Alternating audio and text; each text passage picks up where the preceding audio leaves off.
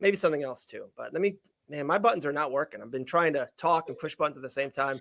Guys, we love her. We adore her. Sunday morning, she's been killing it with Elle Dawson on the Sunday Morning Brew. The show's on fire. Big show. Let's introduce the one, Gillian Savage Robertson.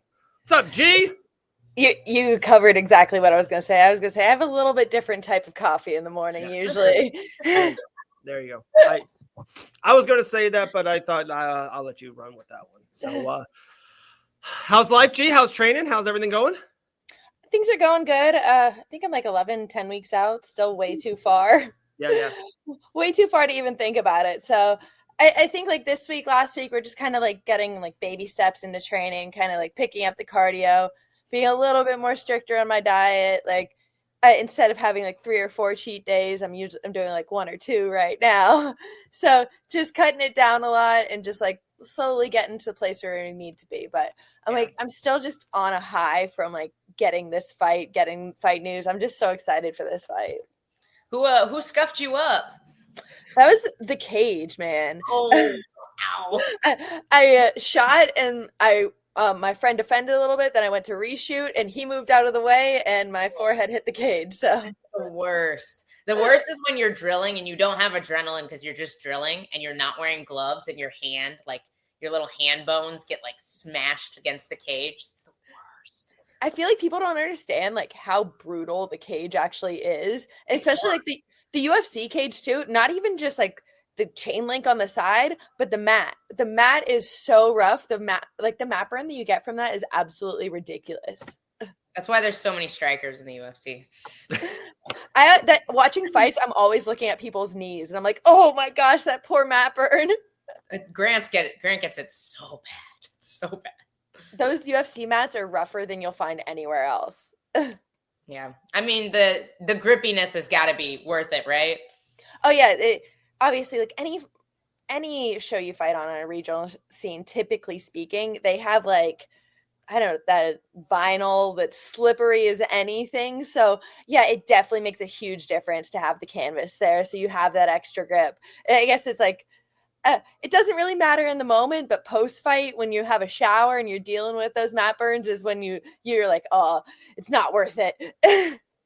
Insane. And like we said earlier, Sunday morning brew, very successful so far. Elle Dawson and Gillian Robertson right off usually the UFC recap and stuff. Show's been absolutely awesome. But a couple things I want to mention, we kind of went through, G. Anything else on UFC Vegas 102? I know you guys talked about it. We kind of hit a lot on Jared Cannonier. Open scoring came up. We talked a lot about Yusuf kind of winning for sure the first 2 rounds, and the third round was wonky, running around. Anything on UFC Vegas 102 you definitely want to drop on this show today?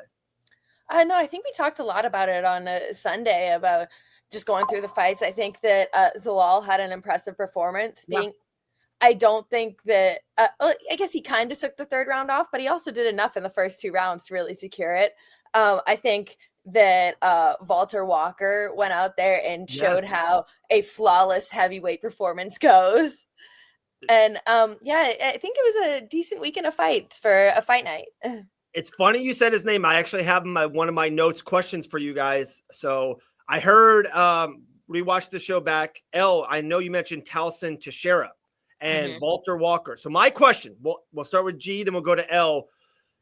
If you had $100 stock and you had to put it in one of those heavyweights, Johnny Walker's brother, Walter Walker, or Towson Teixeira, the undefeated monster kind of knockout artist, G, where are you putting your money into, Walker or Teixeira?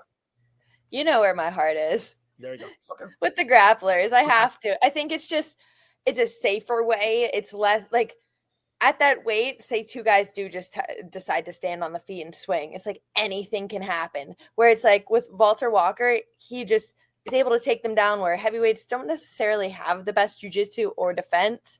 And it just seemed he's in and out of there quick, easy. I feel like that's the more effective way. 100%. Yeah. Oh. No. Being able to wrestle at heavyweight is a hot commodity. That's why Cain Velasquez was such a savage.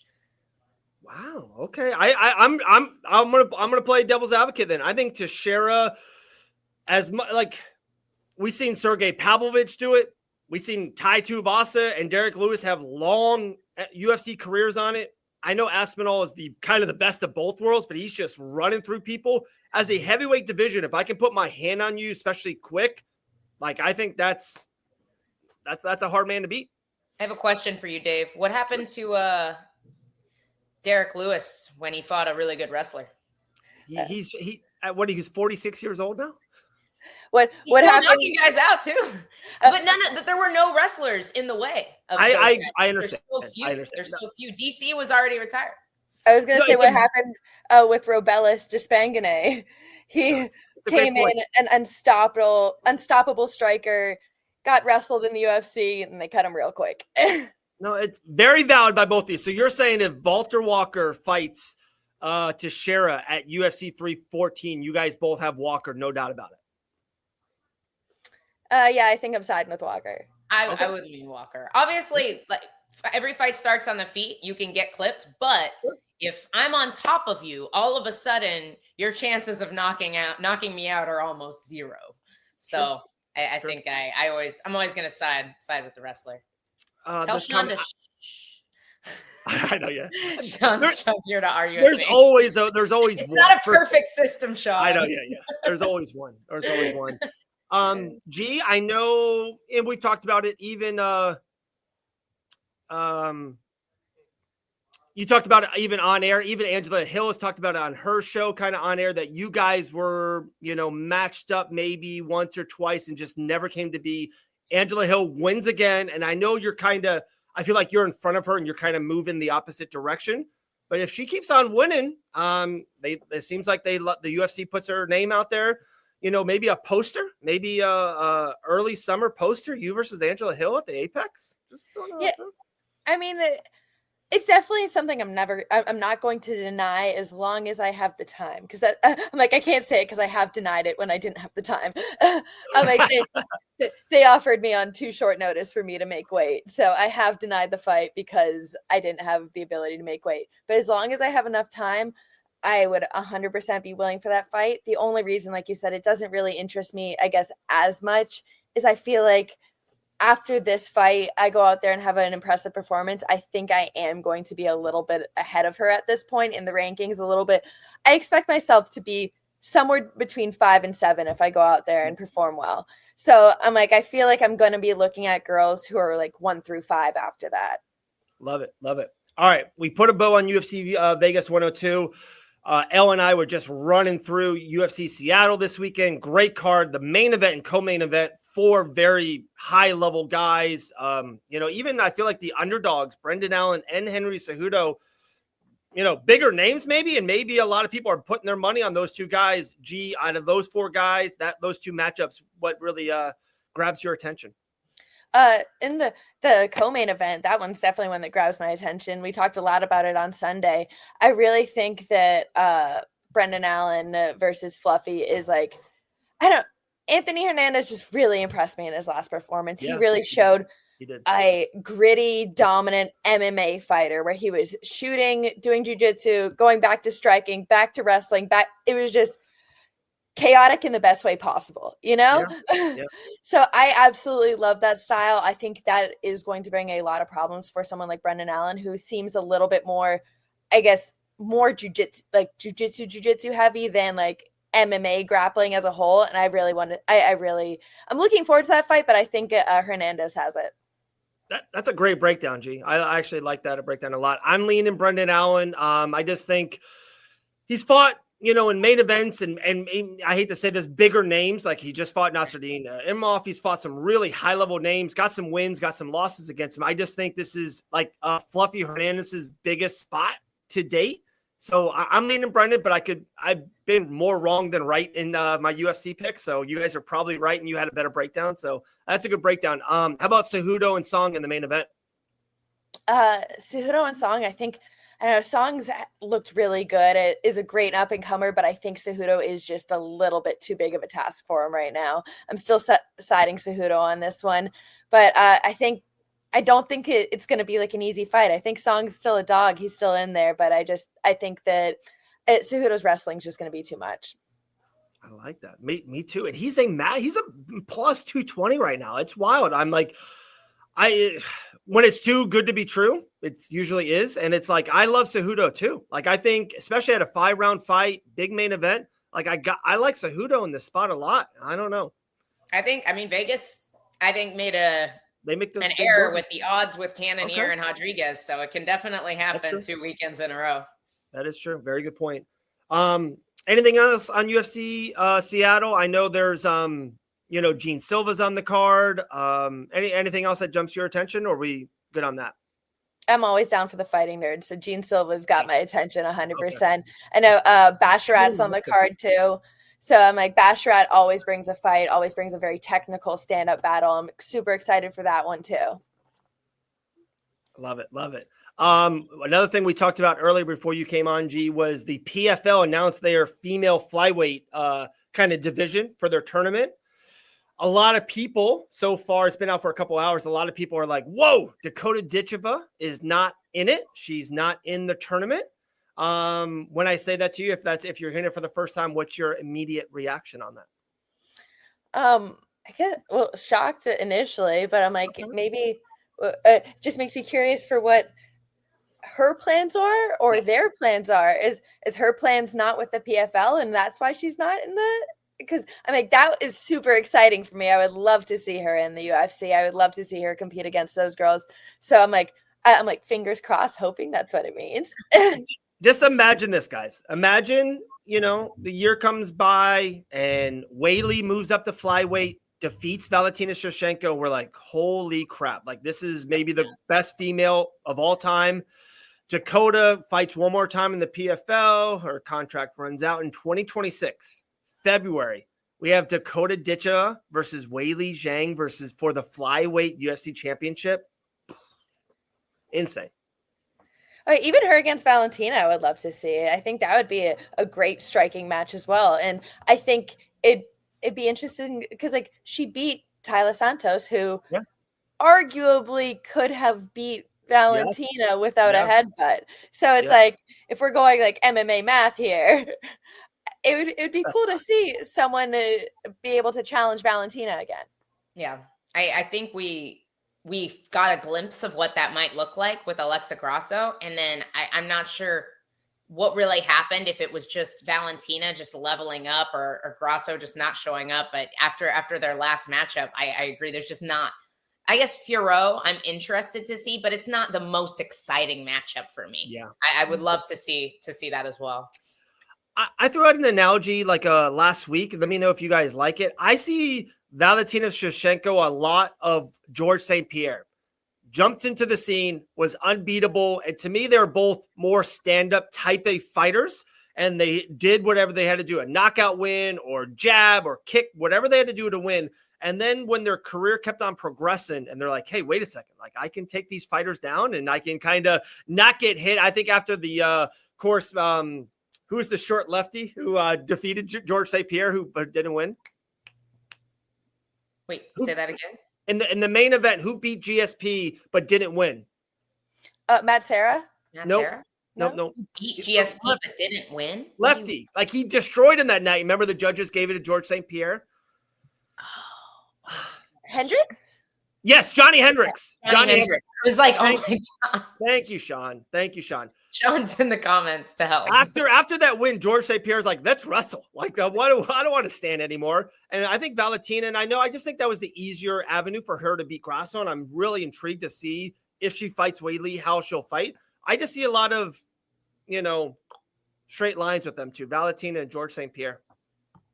No, I can definitely see, similarities. I think some of it might come with age too. It's just a safer way to fight, to be able to, her last fight, she just kind of took Alexa down and controlled a lot on top. It's a safe way to secure a win versus these explosive striking battles. Yeah, efficient. It's less dangerous, guys. If I'm on top of you, you can't knock me out, most likely. Unless your name is Nico Price sometimes. Yeah. Nico Price and Kevin Holland got a couple in there, but that's about it. Right? Yeah. Crazy. All right. So I was saving this nugget for you for sure, G. I would assume you've seen some of these matchups. You guys talked about GFL on Sunday a little bit.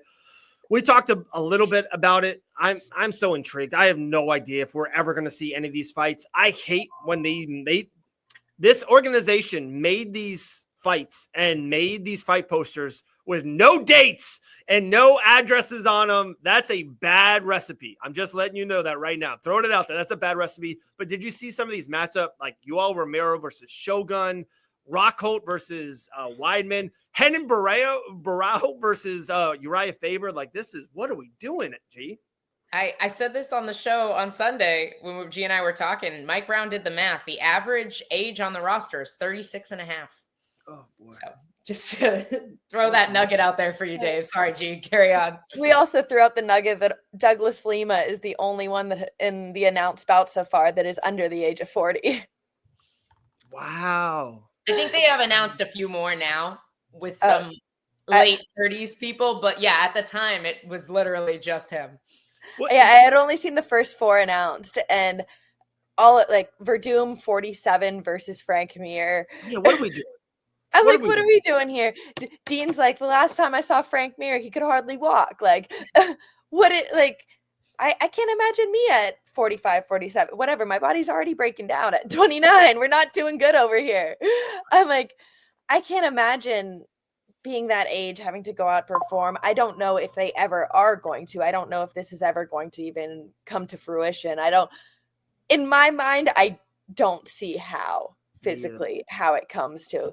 But I don't know. Like, even things that they released that they had to trade Luke Rockhold from Team Dubai to Team LA so then they could make the Chris Weidman fight happen. And I'm like, what does that even mean? Yeah, I don't know.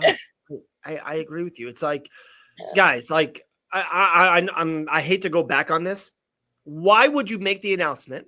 Why and also I hate to say this too, it's a horrible fight poster. Like, you are a MMA organization.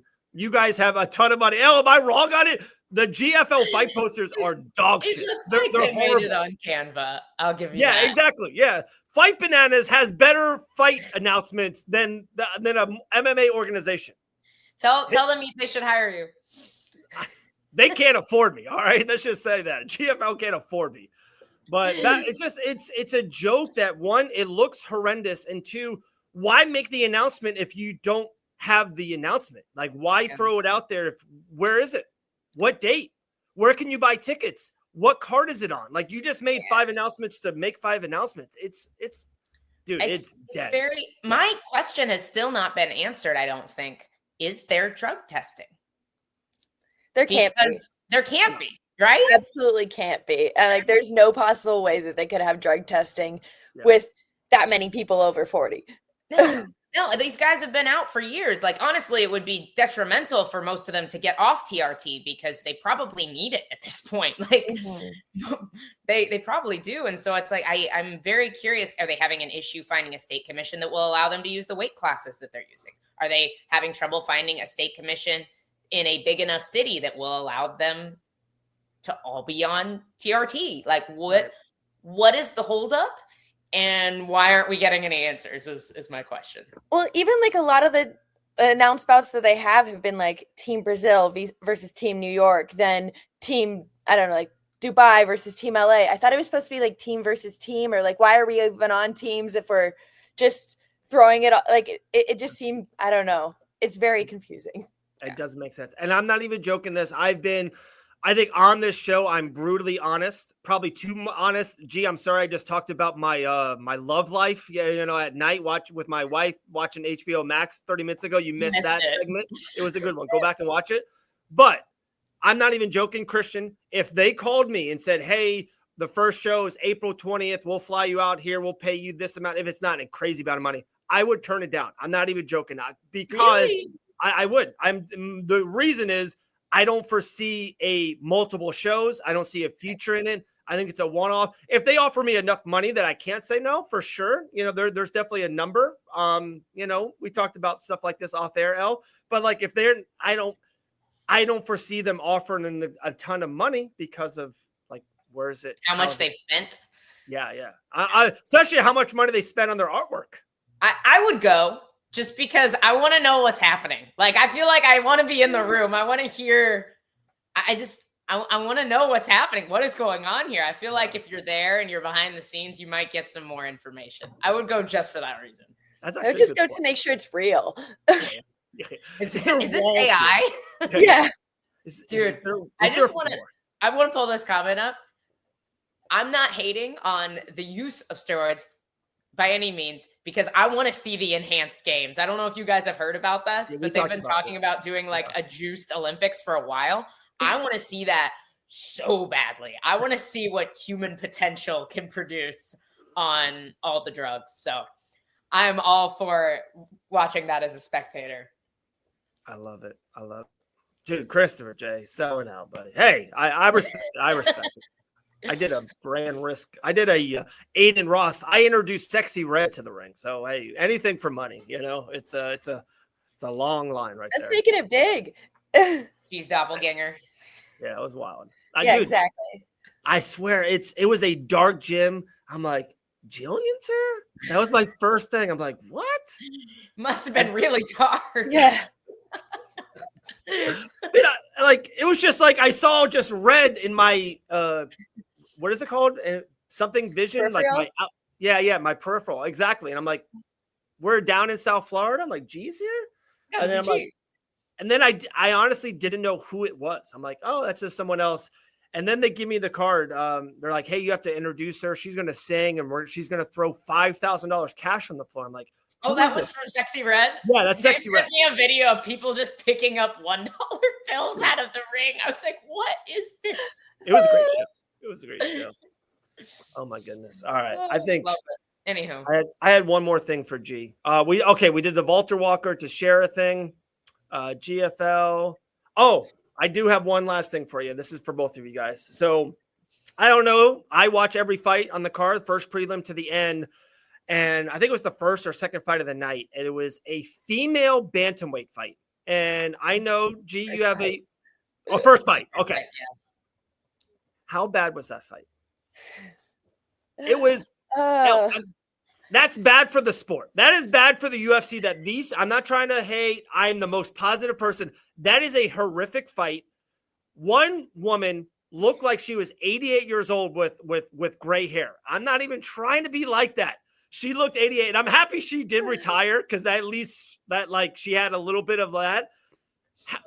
What are we doing in the bantamweight division, guys? Like, what are we effing doing? Who's the champion? I know we have Kayla Harrison. She should be on every card. Kayla should be there live, I think. What are we doing in the bantamweight division? It's such a joke.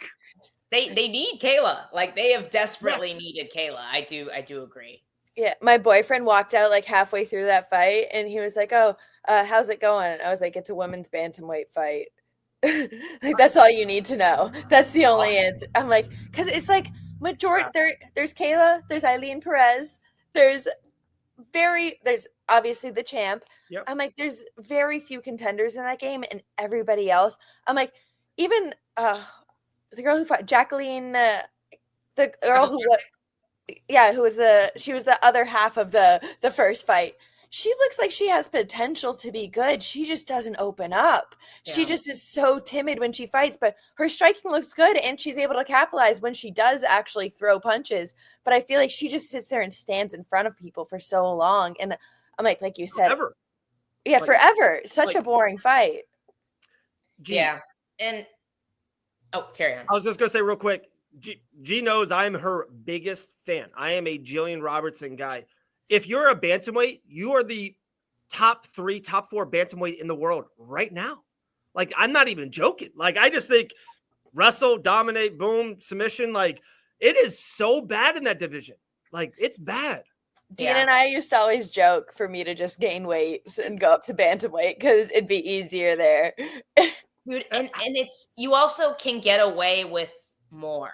You can get away with having a little bit less athleticism in the higher weight classes. Norma is sometimes fun to watch. Yeah, she's okay. I'll give you that. Like, she's definitely, she's a contender, meaning like she's in the top 5.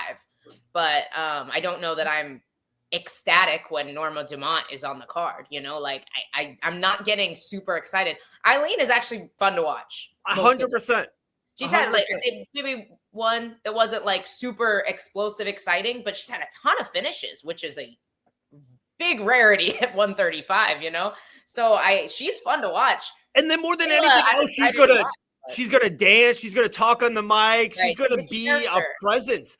The female bantamweights, other than Kayla Harrison, doesn't do anything. Like they are just not even there. They're irrelevant. Like Yeah.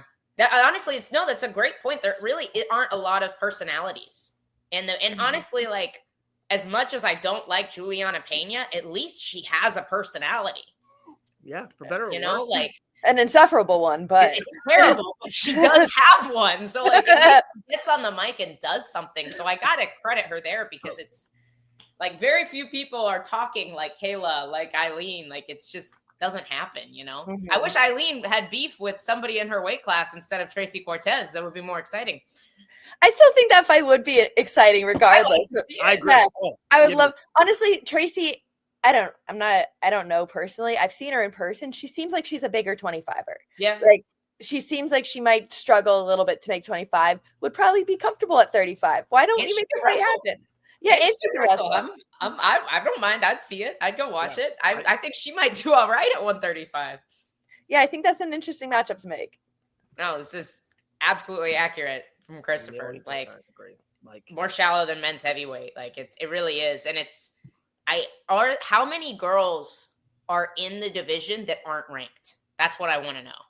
I want to say, because I saw the list like last week where I want to say there's about, I think like 34 girls in the heavyweight division, in the 35 Bandweight? division, where there's 30 guys in the heavyweight division. It was just a little bit more, I remember seeing. I'm gonna look up the number right now. How many That's UFC insane. women bantamweights are I'm not even trying to. I can't name 12, and I talk about MMA for a living. It's like what I do. I can't name 12 girls in the bantamweight division. Let's see if it tells me on UFC.com. Women's bantamweight division. This Can you is run not through it, helpful. Al? Huh? Can you run through it? Can you say some of the names? Oh, I can tell you who's ranked. I was trying to figure out how many girls aren't ranked. Right. Raquel. So obviously you have Pena as the champ, Raquel Okay. Pennington, number 1 contender, Kayla's number 2, then Ketlin Vieira, Norma Dumont, Macy Chiasson, Irene Aldana, Myra Bueno Silva, Eileen Perez, which Myra just went down to 125, so she's gone from the rankings. Eileen Perez, Silva? Carol Rosa, Buta Silva? Bueno Silva. Yeah. Yeah, she went She's down to big. 125. Carol Rosa, Yana Santos, Jacqueline Cavalcante, like Misha Tate, Nora Cornell, Chelsea Chandler, and Julia Avila. So to your comment from earlier, the fight that we saw that I think we can agree was not the best fight we've ever seen was the number 15 and the number, well, now she's number 15. It looks like she went down 3. So at the time she was number 12 and the girl she was fighting was number 13. So both those girls were ranked at the beginning of that fight. The UFC lightweight division is like Benoit Saint Denis versus Jalen Turner. You're like, oh my goodness, 2 absolute bangers. And then There are fights I get ecstatic about at men's lightweight that are not even close to being ranked. Yeah. Like anytime Nazim Sajikov is on a card, I'm ecstatic. I know that's going to be a banger. He's not even in the rankings. You know, it's just, I wish there was more. I wish there were more girls at that size that, you know, could compete at that level. That's why 115 is such a freaking gift, because it's by far the deepest women's division and probably always will be, you know. Got to bring back Amanda. Honestly, when Kayla wins the belt, bring Amanda back, make that setup. Yeah. That's going to be the only thing left at that point, I think. Mm-hmm. And I hate to say it, we really do need to keep Aline keep on winning, because if she keeps on winning, she can kind of become this, like the next, you know, girl. If she wins 3 more fights and keeps on dancing, keeps on talking her junk, I love it. Like she will fight Kayla or Amanda, God forbid if Amanda stays or whatever. Like her and Kayla in 2026 is like a logistic real thing. Yeah. Oh yeah. Eileen is currently on a 5-fight winning streak. So it's like she's definitely on the up and up, definitely like close to that spot.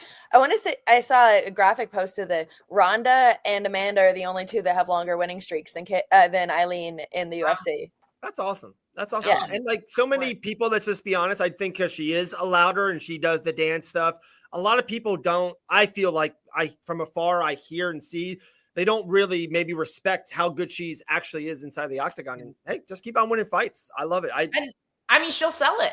Like Yeah. she'll sell it. Like, Yeah. and that's what that division needs. Like Yeah. they need somebody who can get on the mic and talk. Oh yeah, they just need eyes on them. Yeah. Yeah. I agree. I'm Like telling if you. she gets like super fluent with her English, like, and just starts trash talking everybody in English too. Cause I know like there was the Spanish going on between her and Tracy Cortez. I was like, I don't know what they're saying, but I know it's hot. Like I want to know what's happening. I actually didn't even care. They could keep yelling like that in Spanish. I was sold in. Telling you, G, go back around the 28-minute mark. You will, you will see some rated R Fight Banana stuff. I'm sorry, I had to go there. Some analogies. It was barely PG-13, Dave. Maybe PG-13. Maybe PG-13. G, you're the absolute best. Sunday morning, 10 a.m. The Sunday Morning Brew. Elle Dawson and Gillian's literally carrying Fight Bananas on their back. Best in the world. It's mostly G. No, that's it. Just ready to get back to fight camp. Ready to go to the park with these two. There we go. The toughest dog mom on this planet, Gillian, the Savage Robertson. There we go, G. Appreciate you. Talk to you See soon. you guys. Hi, G. The best.